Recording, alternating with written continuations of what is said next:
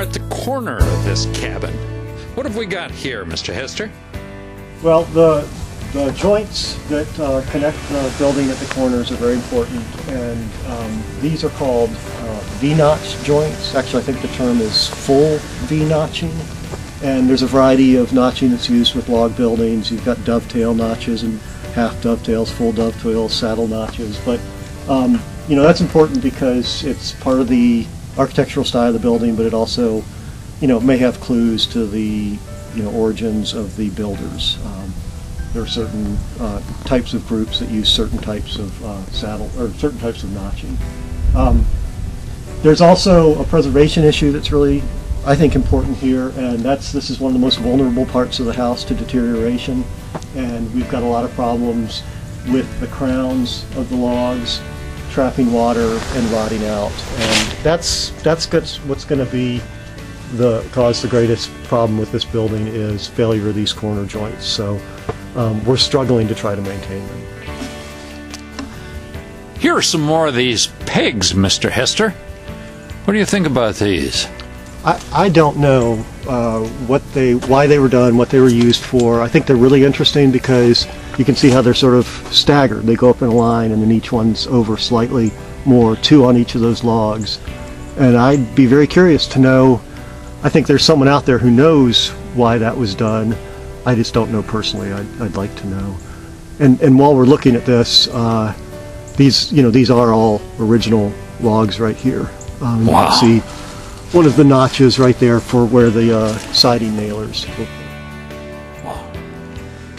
Wife. Look here, that looks a little deteriorated.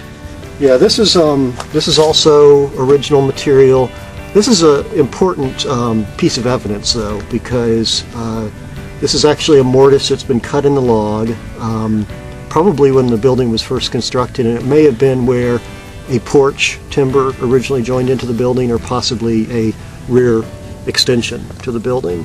So that's an important piece of architectural evidence, and that it survived in such an exposed location is a testament to the tight grains and the density of the original wood that was used. Are we going to be able to go inside and look around here, Mr. Hester? Absolutely. There's a lot of interior features that are worth looking at, some original paneling. We'll definitely go inside in a minute. Where are we standing, Mr. Hester? Well, we're in the main central room of the log house at Sesquicentennial State Park. And tell us a little bit about the origins of this log house.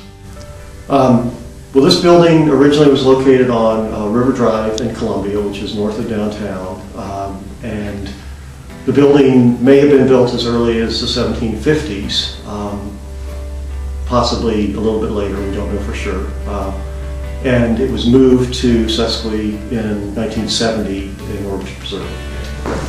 When they put the siding on, they put vertical strips of wood to nail the siding on and to make it level and plumb. Basically, these notches had to be different depths. So that's what you see on these notches. The reason it's facing inwards right now is because when they moved the house and reconstructed it, they flipped this log this way.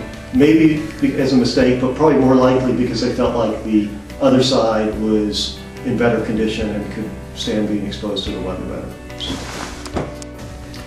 One of the things that people should realize about this building, and it's an unfortunate thing, is that over the years it's lost a lot of its historic fabric. And over time, you know, that's cumulative. So a log replaced here, a log replaced there, eventually, you know, might end up being 60–70% of the original logs have been lost. So what we do still have is really important and really significant. We want to hang on to it as long as we can. How about this wall, Mr. Hester? Well, this wall is one of the nicest features of the interior, and it's all historic material, historic fabric. It may date to when the cabin was originally constructed, or it could have been added at a later point. In fact, the previous historian of the State Park Service, Jensen Cox, who oversaw the moving of this building, thought that this might date to the 1790s, possibly. And I believe he looked at some the types of nails that he found in it and some other evidence to come to that conclusion. But it's hand planed. It's got beaded edge here. It's got paneling. This door is also historic material. Like I said, we don't have a lot of historic material, but this is some of it right here. What are these marks, these white marks on the logs, Mr. Hester? These ones right here? Yes. Right here.